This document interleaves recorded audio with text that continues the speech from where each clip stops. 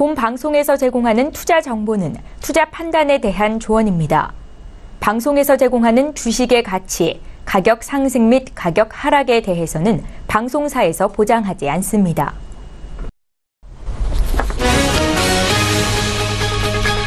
헤드라인 뉴스입니다. 지난 주말 뉴욕 증시에서 주요 지수는 미국의 세제 개편 기대와 잭슨홀 심포지엄 연설 등을 주목한 가운데 혼조세를 나타냈습니다.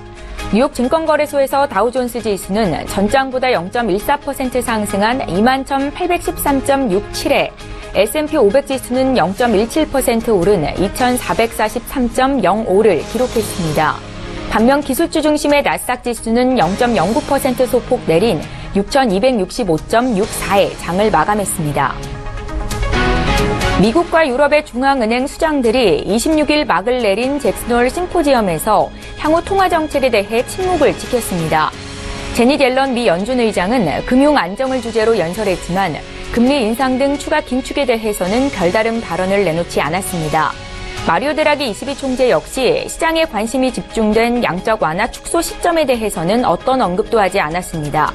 드라기 총재는 주요 중앙은행들이 상당한 수준의 통화 완화 조치를 이어갈 것이라고 밝혀 회복세를 보이는 유로권 경제에 테이퍼 텐트럼, 즉 긴축 충격이 일어날 가능성을 차단했습니다. 지난 7월 미국의 내구재 수주는 항공기 수주 급감으로 급락했지만 핵심 자본재는 증가세를 유지해 3분기 기업 지출이 지속할 것임을 시사했습니다. 미 상무부는 7월 내구재 수주 실적이 전월 대비 6.8% 감소했다고 발표했습니다. 이는 거의 3년 내 최저치이며 월스트리트저널 예상치 6.0% 감소를 밑돈 것입니다. 국제유가는 소폭 상승했습니다. 강력한 위력의 허리케인 하비가 원유 생산 시설이 밀집한 미국 텍사스주 남부 연안에 상륙할 것으로 예상되면서 미 원유 생산 과잉이 다소 해소될 것이라는 전망이 나왔습니다. 뉴욕 상품거래소에서 서부 텍사스산 원유 WTI 10월 인도분은 배럴당 0.9% 상승한 47달러 87센트에 거래를 마쳤습니다.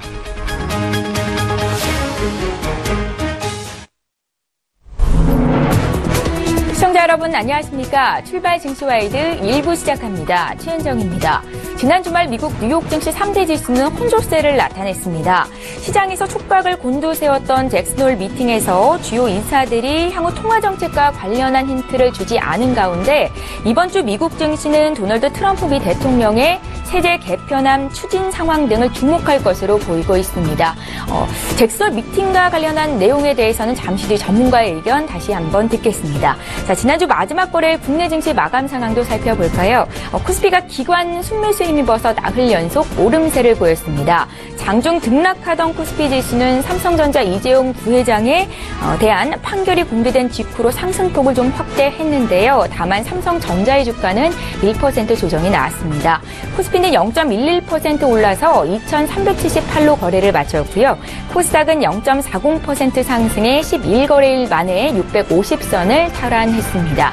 자, 오늘 8월 28일 월요일인데요. 오늘도 출정 일부 시간에는 증시에 영향을 미칠 국내외 이슈 분석 도와드리겠습니다. 출발 증시와이드 일부 시간 지금 본격적으로 시작합니다.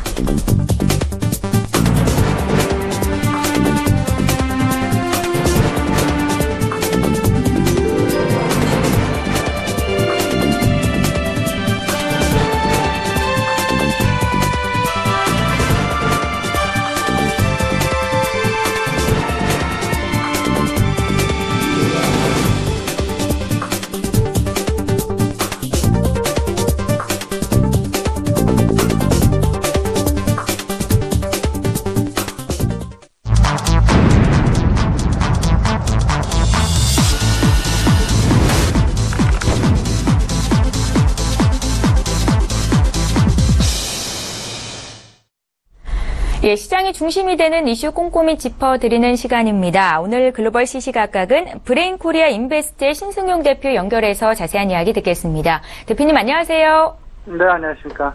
예, 반갑습니다. 첫 번째 이슈부터 보겠습니다. 지난 주말 시장에 관심을 받았던 잭슨홀 미팅이 마무리됐습니다. 금리 인상과 통화 통화 정책에 대해서는 특별한 언급 없이 지나갔다라는 평가가 우세한데요.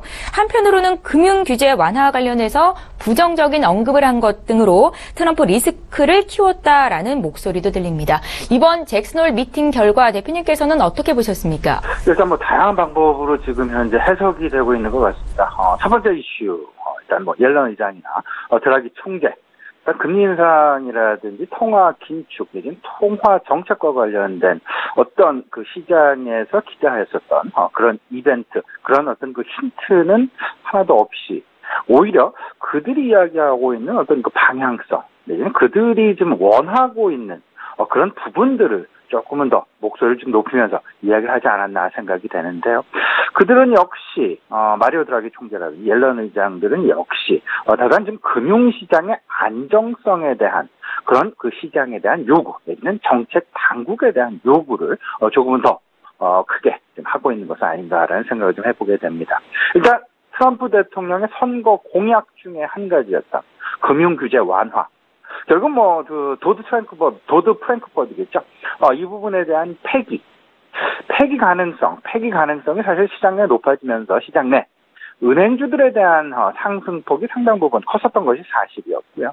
이런 부분들, 이에 대한 사실상 반대의 목소리를 지금 내고 있다라는 부분. 이를 향한, 어쩌면 트럼프 대통령의 어떤 반대 급부 발언이라든지 이런 부분에 대한 시장 내 변화 부분. 이런 부분들이 시장 내 아마도 8월을 마감하는 상황 그리고 9월이 시작되는 상황 속에서 이런 정치 내지는 정책적인 변화 내지는 정책적인 이슈들이 시장의 어떤 변동성을 키울 가능성을 한껏 높이고 있다라고 보셔야 될 것 같습니다. 오히려 시장 트럼프 대통령에 대한 정책 리스크를 오히려 키우고 있다라는 그런 해석을 하시는 것이 바람직하다라는 생각이 들고요. 오히려 이를 불식시키기 위해서 시장 내에서 이런 소리도 나오고 있죠. 앞서서 최현정 앵커 말씀하셨습니다. 많은 세제 개편에 대한 기대가 오히려 트럼프 대통령에 대한 신뢰를 회복시키기 위한 그의 노력의 어떤 한 가지 표출 방법으로 가장 시장에서 원하고 있는 세제 개편안이 속도를 낼 수 있다라는 그런 기대감을 키우고 있다라는 점. 오히려 세제 개편안의 속도 내지는 아니면 금융규제 완화를 반대하는 오히려 통화 정책은 트럼프 대통령의 반대편에 서 있다라는 그런 부분들을 좀 생각을 해본다라면 오히려 금융 정책과 관련된 다소간의 시장 내에 불협 화음의 어떤 변화 양상도 도출이 될 가능성도 있다라는 부분 꼭 좀 생각을 해볼 필요가 있어 보입니다. 크게 정부 입장에서 정책적인 방향으로 시장, 금융시장을 활성화시키기 위한 그리고 실물 경기를 개선시키기 위한 노력에 크게 세 가지 방법으로 분류가 가능합니다. 첫 번째는 재정 확대 정책이다라는 부분이 하나가 있을 것 같고요. 그리고 두 번째, 통화 정책이 있죠. 그리고 세 번째, 보이지 않는 큰 부분 중에 하나가 될 텐데요. 산업별 규제 완화라는 정책의 큰 카테고리로 나눌 수 있을 것 같습니다. 재정 정책, 다들 알고 계시죠? 전체적으로 재정 지출을 확대한다거나 이런 부분들로 해서 경제 개선을 꾀하는 그런 소리로 인프라 투자를 확대한다거나 이런 부분을 이해하시면 될 것 같고요. 통화 정책은 마리오 드라기 총재나 옐런 의장이 지금 현재 집행을 하고 있는 기준금리의 변화 그리고 어떤 지불준비금의 완화 내지는 자산의 축소 등 전반적인 통화 정책 이야기를 하는 것이고요. 트럼프 대통령을 비롯한 정책 당국에서 상당히 어찌 보면 시장 내 효과를 가장 크게 만들어낼 수 있는 부분 중에 하나가 산업별 규제 완화가 아닐까 생각이 되는데요. 이에 대해서 정면으로 지금 통화 정책 당국과 정부 정책 당국자들 간에 어찌 보면 좀 정면으로 배치되는 그런 모습들을 지금 보이고 있다라는 부분. 특히나 금융산업을 중심으로 해서 이런 부분들이 나타날 가능성이 높아지고 있다라는 부분들을 우리가 분명히 우리 금융시장의 변동성 확대 가능성으로 읽어야 될 것이다라는 부분 생각을 좀 해보게 됩니다. 이에 따라서 시장 내 경기 민감주와 은행주 간에 서로 다른 모습을 보일 가능성이 있지 않겠냐라는 부분 생각을 해볼 필요가 있어 보이고요. 좀 다소간 은행주에 대한 눌림 가능성도 우리가 꼭 좀 염두에 둘 필요가 있겠다. 오히려 트럼프 대통령은 세제 개편에 대한 기대감, 이런 부분들은 오히려 경기 민감주들에 대한 기대감을 한껏 높일 수 있는 그런 가능성이 있어 보이고요.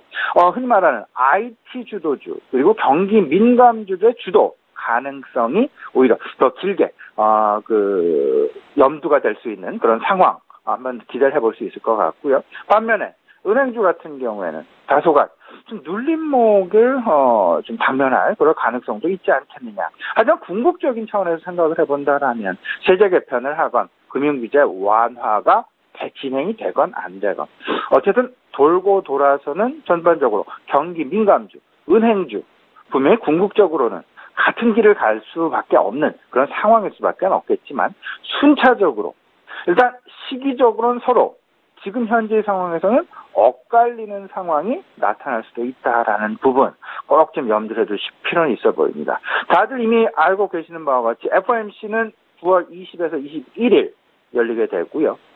22통화정책회의는 9월 6일에서 7일 개최가 되게 됩니다. 물론 시장 내에서 FOMC는 이제 자산 축소 가능성을 시작할 것이다라는 그런 부분 이해를 하고 있다라는 그런 생각이 좀 많이 들고요. 22통화정책회의에서는 이미 테이퍼링 이슈 상당 부분 시장 내 개연성이 높아지고 있는 상황일 수밖에 없다라는 부분. 이렇기 때문에 실질적으로 달러와 약세 계속되고 있다라고 보셔야 될 것 같습니다. 현재 달러 인덱스 92.67 올 들어서 최고치를 보여주고 있다라는 부분은 유로존에서의 테이퍼링 이슈가 그만큼 현실화될 가능성이 높다라는 부분으로 이해하시면 좋을 것 같고요. 또 한편 트럼프 대통령에 대한 정치 리스크 가능성이 높아지고 있다라는 부분으로 분명히 이해하셔도 되지 않을까 이렇게 좀 생각이 되고 있습니다. 예, 이번 주 시장에 영향을 미칠 이벤트와 함께 잠시 뒤에 구체적인 투자 전략 여쭤보도록 하겠고요. 두 번째 이슈로 넘어가 보겠습니다. 중국이 외국인 투자 유치를 위해서 다음 달 말까지 12개 분야에 대해 진입 장벽을 낮춘다라는 소식을 전했는데요. 시장 개방이 가속화된다라는 의미로 받아들여지고 있습니다. 자, 우리 산업과 금융시장에도 어느 정도 영향이 있을 것 같은데요. 어떻게 보십니까, 대표님?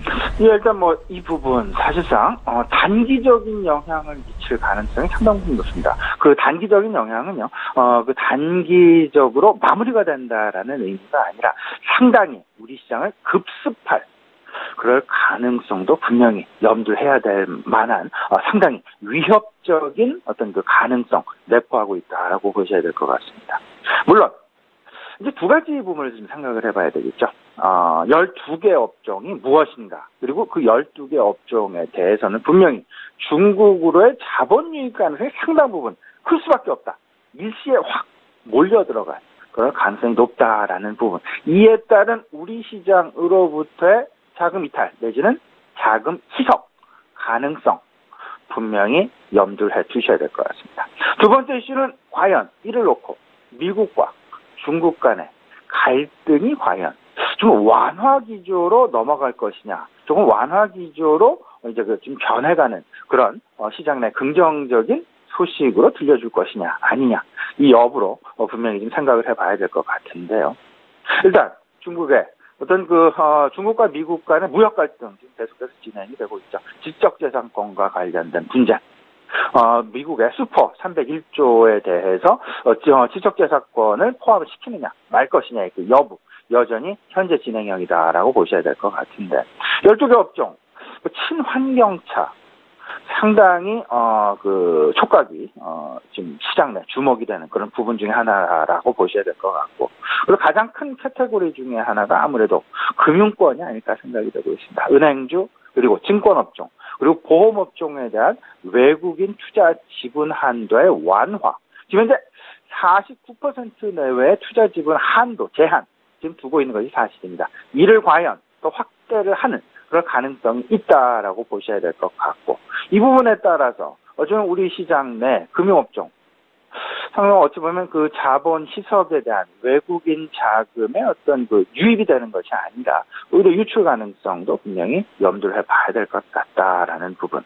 더더군다나 특히나 글로벌 투자자들이 상당 부분 관심을 가지고 있는 업종은 친환경 자동차는 물론 이고요. 그리고 자동차, 전반적인 자동차 업종에 대한 관심 상당히 크게 작용을 하고 있다라는 그런 부분들. 중국 내 자동차 성장 속도 상당 부분 빠르게 진행되고 있다라면 다들 알고 계시다 생각이 되고 있습니다. 다만 여기서 우리나라의 현대차와 기아차, 사드 보복과 관련해서도 그렇고요. 상당 부분 최근 들어서 고전을 면치 못하고 있다라는 그런 상황까지 생각을 좀 해본다라면 중국 내에서의 자동차 업종에 대한 외국인 투자 지분 제한의 완화, 9월 말 이전에 이 부분이 완전히 진행이 된다라면 우리 시장 현대 기아차 더욱더 추가적으로 조금은 더 주가 차원에서는 어려움을 겪을 가능성이 있지 않을까. 뭐 다들 알고 계시겠습니다만 현대 기아차 지금 이제 3대 이슈 지금 당면해 놓고 있는 그런 상황이죠. 지금 현재 가장 앞에 다가오고 있는 것이 결국 뭐 한미 FTA 관련해서는 다소간 좀 이연되는 그런 모습이 나타났었고 사드 보복 관련해서도 뭐 다양한 어떤 수출처의 확보, 수출처의 다변화 노력 등으로 중국에 대한 보복 이 부분을 극복하려는 그런 부분들이 있지만 일단 이번 31일로 예정이 되어 있는 통상임금과 관련된 1차 선고 공판 이와 관련해서 시장 내 상당 부분 부담감이 작용하고 있다라는 부분. 여기에 더해서 중국에서 만약에 중국에서 이제 9월까지 자동차 업종에 대한 진입 장벽을 하향시킨다라면, 현재 지분 제한을 완화시킨다라면, 우리나라에 투자를 하고 있는 외국인 투자자들 다소간 좀 자금 이탈 가능성도 우리가 분명히 염두해 두어야 될 것이다라는 부분. 아울러서 말씀을 드리면서요, 자동차 업종 당분간 좀 보수적인 견지에서의 접근 필요해 보인다. 말씀 다시 한번 좀 강조해 드리도록 하겠습니다. 예, 향후 자동차 업종에 대한 투자 의견까지 자세히 들어봤습니다. 자, 오늘 8월의 마지막 주 월요일입니다. 이번 주 증시에 영향을 미칠 만한 이벤트들은 어떤 것들이 있을지 투자 조언과 함께 여쭤보겠습니다. 예, 지금 현재 시장 핵심 좀 따져본다라면요. 일단 지난주에는 어찌 보면 잭슨홀 미팅이 시장 내 관망 양상을 만들어내는 가장 중요한 핵심 변수였다. 그리고 이재용 부회장에 대한 1심 선고 공판 이슈로 하여금 실질적으로 세계에 관심이 되는 그런 부분이었다 말씀을 드릴 수 있다라면 아마도 이번 주 그리고 9월 한 달 동안은 트럼프 대통령에 대한 여전한 리스크 부분, 오히려 리스크가 확대할 가능성, 그리고 미국 내 어떤 정치적인 리스크가 시장 내 9월 한 달 내내 아마도 잠재적인 리스크로 잔존할 가능성이 높지 않겠느냐라는 부분. 먼저 좀 잭슨홀 미팅이나 이재용 부회장의 실형 관련해서 좀 말씀을 드려본다면 잭슨홀 미팅을 일단 별 탈 없이 이렇게 마무리가 되면서 오히려 정치적인 이슈를 다시금 부각시킬 수밖에 없는 그런 환경을 만들어냈다라고 결론 지을 수 있을 것 같고요. 이재용 부회장의 실형 이 부분은 센티멘털 리스크가 오히려 펀더멘털 리스크로 중장기적으로 확대될 가능성이 있지 않겠느냐라는 부분 있을 수 있지만 그래도 일단 지난 금요일에 있었던 삼성전자의 주가 하락, 변동성 이 부분에서 국한될 가능성이 크지 않겠느냐. 오히려 이 부분들은 오히려 전체적인 기업 지배구조 조정 이슈가 시장 내 재부각이 되면서 삼성그룹은 물론 롯데그룹, 현대기아차그룹 등으로 기업 지배구조 조정 이슈가 확산될 그럴 가능성이 클 것이다라는 부분.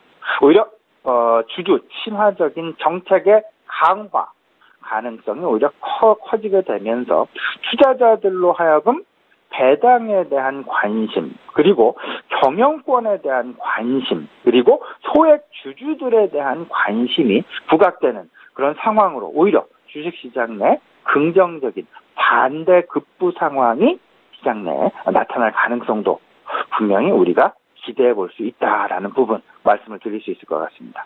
반면 대외적인 리스크가 조금 더 크게 작용될 가능성이 커 보입니다.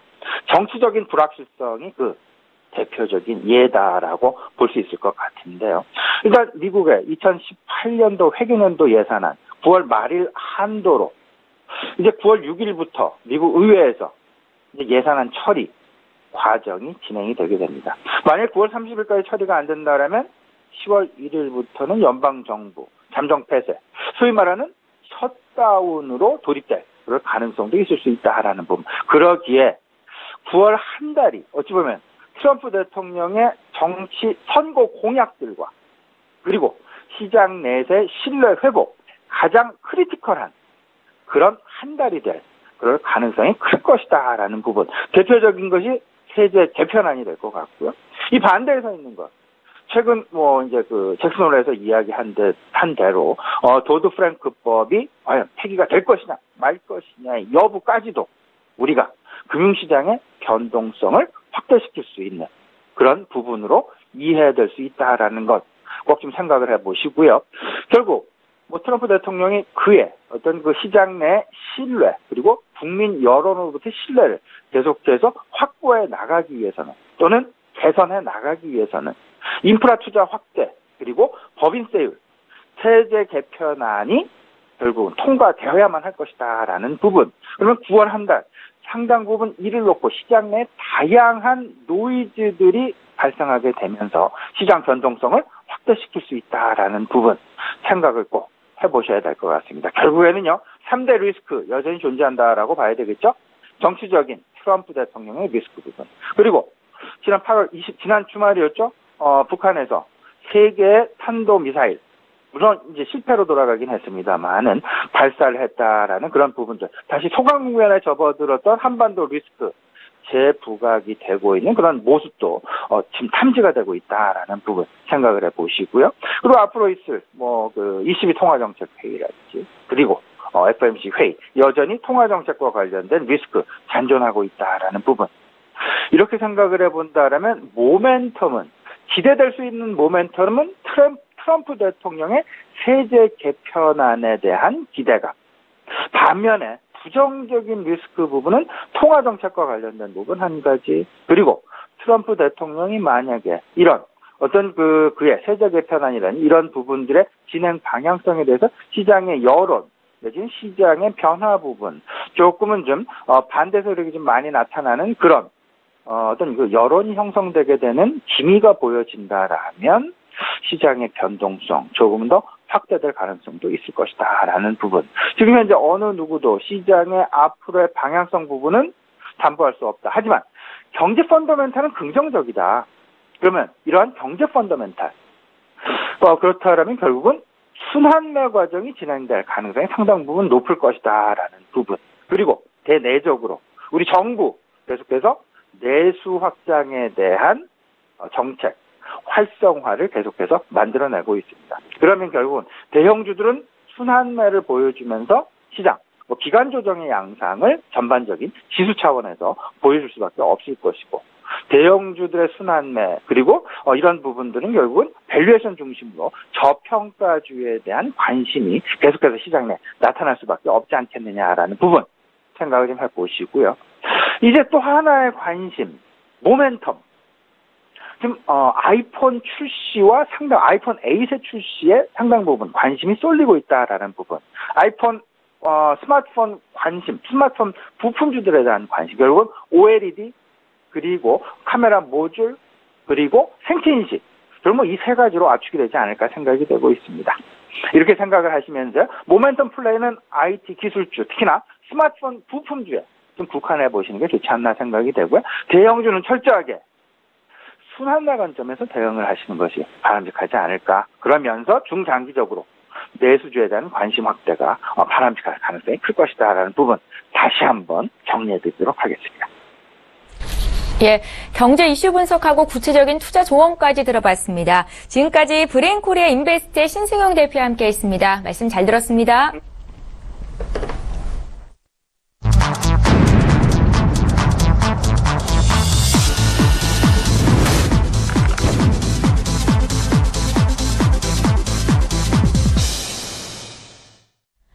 예, 이번에는 국내 시장 쟁점을 보다 구체적으로 분석해보겠습니다. 라이브 이슈타임 시간이고요. 오늘은 한국투자증권의 김권진 차장 화상으로 만나봅니다. 차장님 안녕하세요. 네, 안녕하십니까? 예, 반갑습니다. 첫 번째 이슈부터 보겠습니다. 지난주 금요일 삼성전자 이재용 부회장의 1심 선고 공판이 있었습니다. 결과에 따라서 삼성그룹주의 움직임도 민감하게 반응을 했었는데요. 당분간은 이 오너 리스크에서 벗어나지 못할 것이다라는 시각도 있습니다. 목소리도 들리던데 자세한 상황 분석해 주시고요. 앞으로 삼성전자를 비롯한 삼성그룹주 주가 흐름 어떻게 될지 예상 좀 해 주십시오. 네, 그렇습니다. 실제적으로 재판 결과가 이미 여러분들이 다 아시다시피 5년의 중형을 받았다라는 거 얘기를 해드리겠습니다. 실제적으로 금요일 오후에 그 사건 때문에 실제적으로 삼성그룹주 내에서 정말 극명한 이런 흐름 변화가 많이 있었다라는 거 여러분들 계속해서 보셨을 겁니다. 실제적으로 호텔신라 같은 경우는 조금 문구가 조금 이재용 부회장님한테 좀 불리한 모양이 나오면 호텔신라가 급등을 하는 모습이었고 반대의 모습일 때는 또 급락의 모습 그리고 삼성그룹주 전반적으로 가장 많이 지금 현재 이 부회장님하고 좀 관련이 있는 삼성물산 같은 경우가 가장 크게 이야기가 많이 나왔다라는 거 얘기를 해드리겠습니다. 실제적으로 삼성그룹의 핵심 사업체는 삼성전자를 비롯해서 이 부회장이 지분이 많은 기업들의 어떻게 보면 민감한 모습이 많이 나왔다라고 생각해 주시면 될 것 같고요. 혐의 같은 경우는 5가지 정도로 얘기를 해드릴 수 있습니다. 가장 큰 게 결국은 뇌물 공여나 횡령 그리고 재산 국외 도피 그리고 범죄 수익 은닉 등 여러 가지 국회 위증 등 한 5가지 정도로 얘기를 해드릴 수가 있을 것 같고요. 실제 이런 모습에서 대부분의 조금씩 전부 검사 측에서 얘기하고 있는 모든 이런 법안을 대부분 이렇게 잘못을 했다라는 식으로 얘기가 나왔던 게 사실입니다. 실제적으로 우리가 가장 깊이 생각해야 될 것은 그러면 삼성그룹이 이제 앞으로 어떻게 될 것인가에 대한 이런 이슈다라는 거 얘기를 해드립니다. 사실은 반도체나 이런 게 엄청나게 빠르게 속도가 나면서 실제 이런 변화의 속도에 빠르게 발맞춰 가야지만 계속해서 지금 현재 전 세계 1위의 모습 이상을 계속해서 가져갈 수가 있습니다. 이러기 위해서는 가장 먼저 선제적으로 얘기해야 될 것이 결국 투자라고 생각해 줄 수가 있는데 어떻게 보면 선장 없는 항해를 계속해서 좀 해야 될 것 같다라는 거 얘기를 해드릴 수가 있을 것 같고요.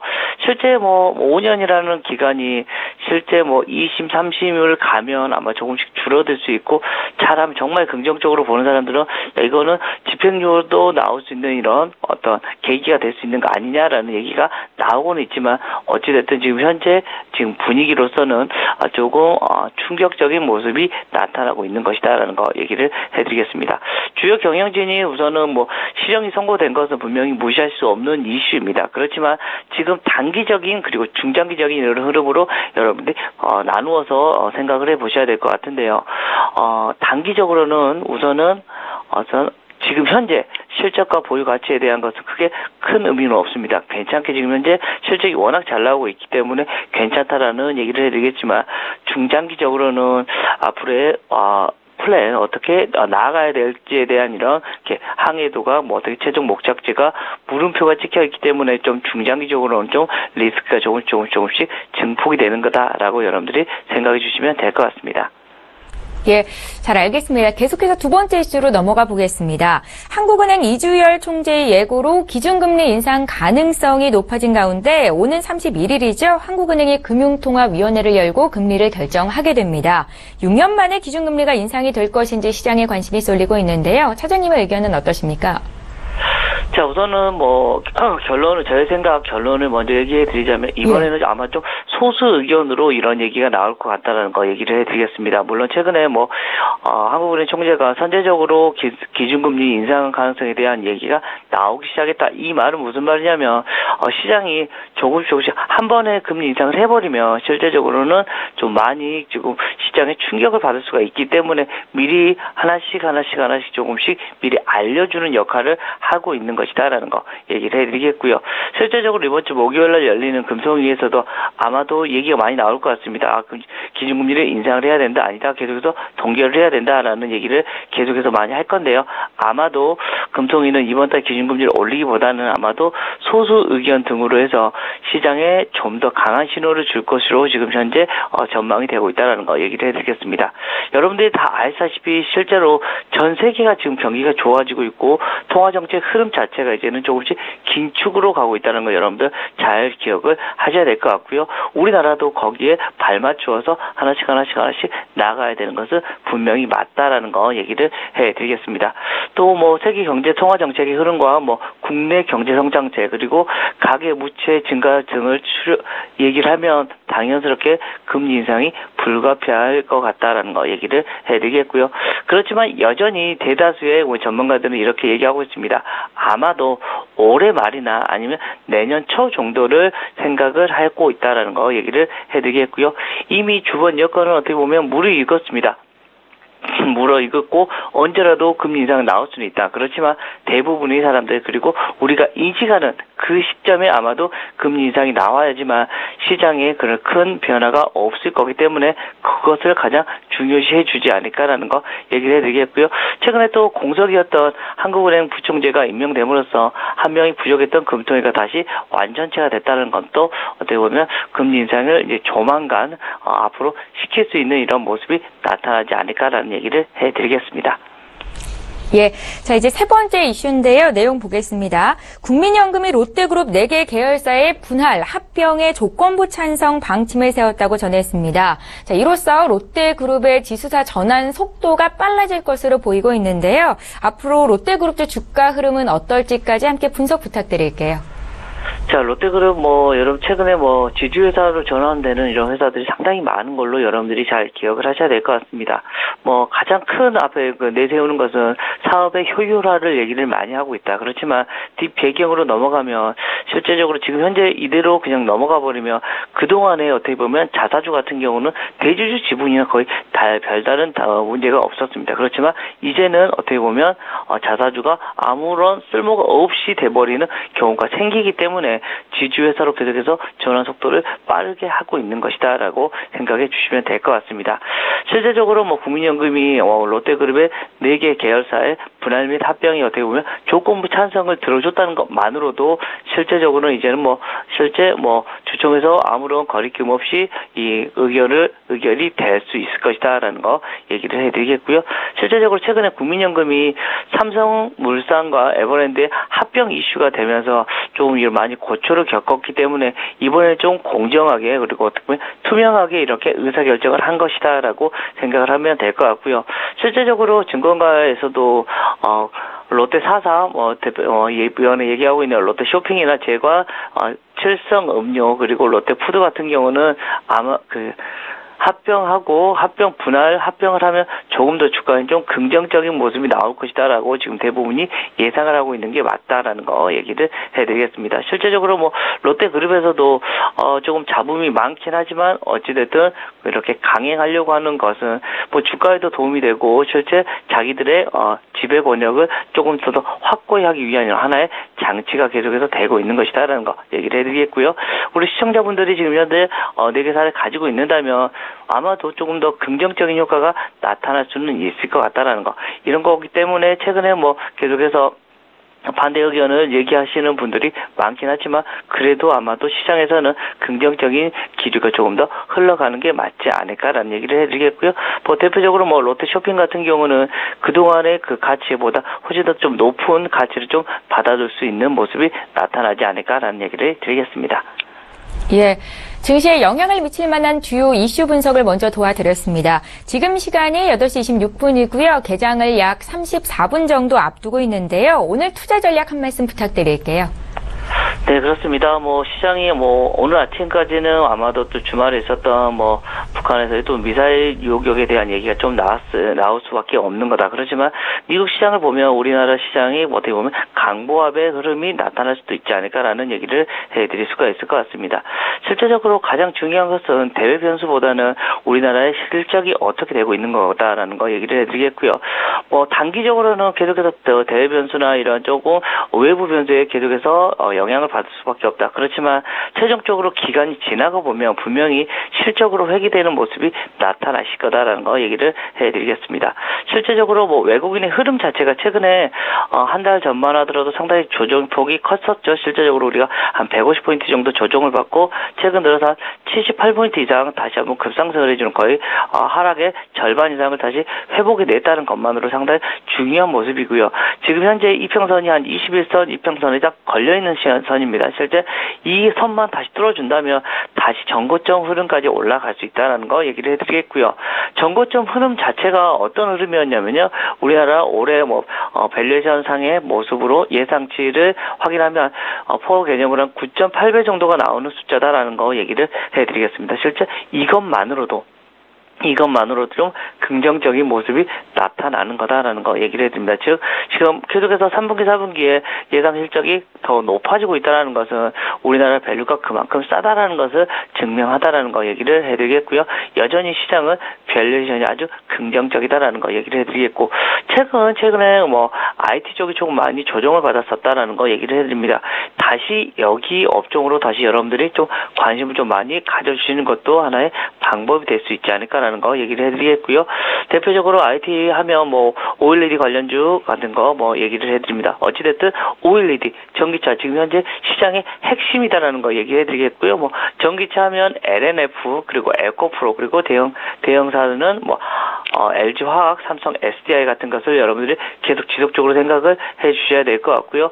OLED 같은 경우는 실제 BH나 인터플렉스 그리고 테라세미콘, AP 시스템 등 여러 가지 이런 종목들은 여러분들이 계속해서 관심을 가져줘야 된다라는 거 얘기를 해드립니다. 최근에 갤럭시 노트 8이 발표가 되면서 이쪽 관련된 주식들이 다시 한번 좀 움직여주는 모습이 나왔었고 다음 달에 있을 이런 애플의 이런 10주년 기념폰이 아마도 또 다시 한번 이런 이슈들을 다시 한번 일으켜주지 않을까라는 여러분들이 생각을 해주시면 좋을 것 같다는 얘기를 드리겠습니다.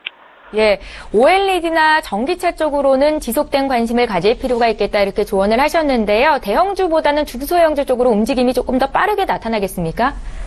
네, 그렇습니다. 최근 들어서 코스닥과 코스피에 대한 이런 얘기가 많이 나오고 있는데 코스닥 같은 경우도 실제적으로 이번에 올해 실적이 많이 좋아지고 있는 모습이 나오고 있습니다. 거의 한 전년 대비해서 거의 20% 가까이는 지금 현재 좋아지고 있다. 그렇지만 지금 현재 지수를 보면 650선에 지금 걸쳐서 지금 현재 전년 대비해서 조금밖에 올라오지 못하는 모습이 나오고 있다는 것은 코스피는 이미 박스를 뚫고 상승을 해주고 있는 건데 아직까지 코스닥은 전고점 구간까지도 아직 못 갔다는 것은 실제적으로 어떻게 보면 밸류에이션 매력이 조금 더 코스닥이 좀 많아지고 있는 거 아닌가라는 거 얘기를 해드립니다. 즉 1분기, 2분기는 어떻게 보면 대형 주장이었다. 그렇지만 한 3분기에서 4분기 이 둘 중에 한 분기 정도는 분명히 코스닥에 관련된 종목들이 좀 많이 움직일 수 있는 모습이 나올 수가 있을 것이다 라고 여러분들이 한번 생각을 해주셔야 될 것 같습니다.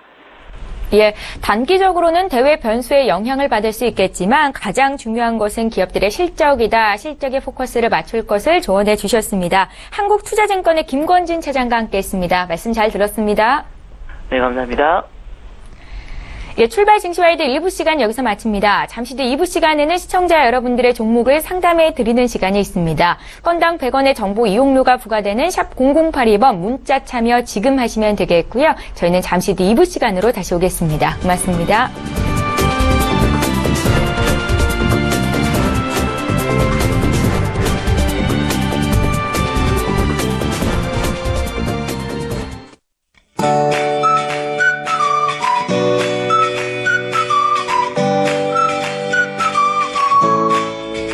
안녕하세요. K웨더 라이프스타일 예보 남유식입니다.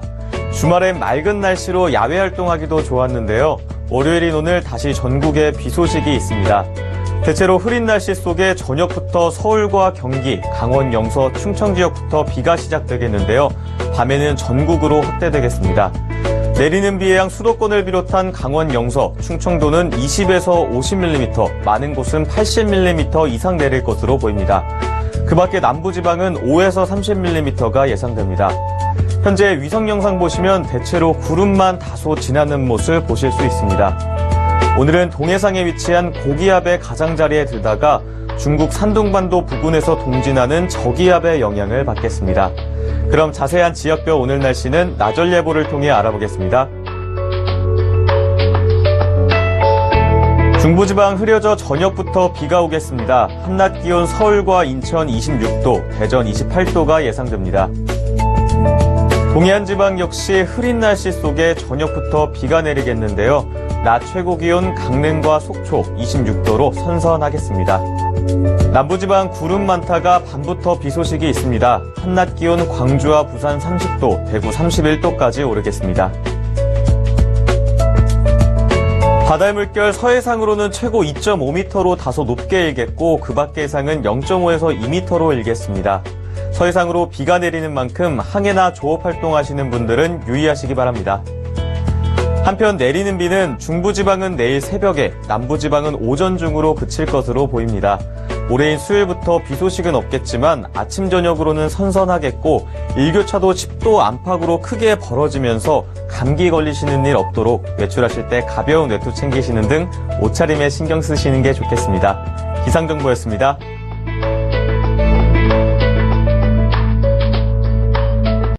본 방송에서 제공하는 투자 정보는 투자 판단에 대한 조언입니다.